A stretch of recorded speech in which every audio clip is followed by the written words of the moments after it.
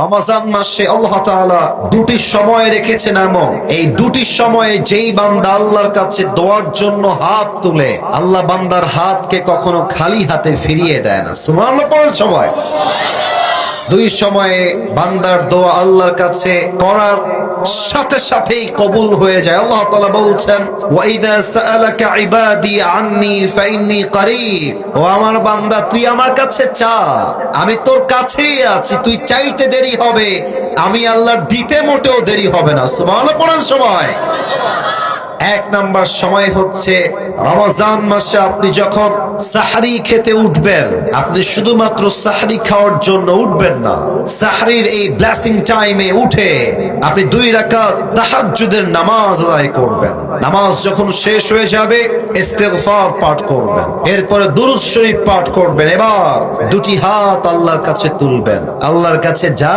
যা চাই, যা যা আপনার দরকার, যত অভাব আছে, যত কষ্ট আছে, যত অনটন আছে আপনার লাইফে, আপনি আল্লাহকে বলেন, আল্লাহ আমার এইটা চাই, আমার ওইটা চাই, ওইটা দরকার, এইটা লাগবে।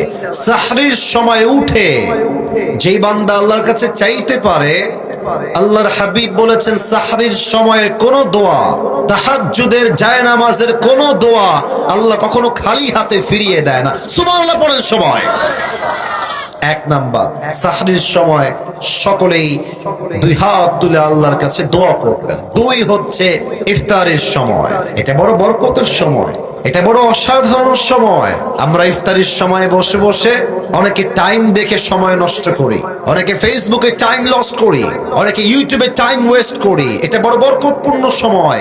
ইফতার যখন সামনে থাকে, পেঁয়াজি, আলুর চপ, ডিমের চপ, খেজুর, শরবত, জুস যা আছে সব বান্দার সামনে হাজির থাকে।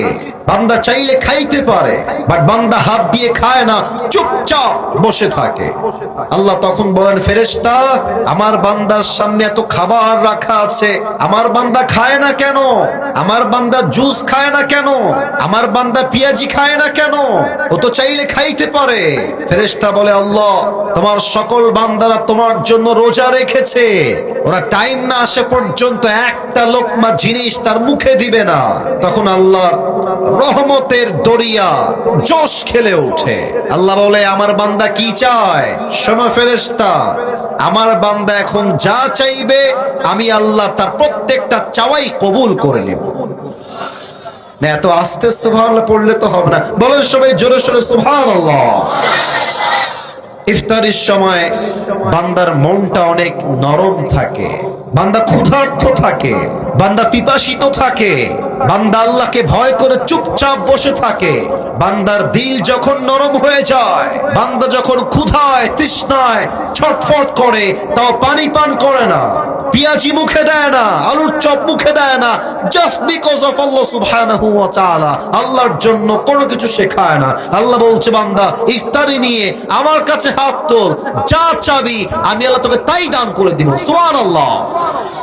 অতএব রমজান মাস সামনে আসছে, আমরা এই দুটি সময়ে যেন দোয়া মিস না করি। সবাই বলেন আওয়াজ করে ইনশাআল্লাহ।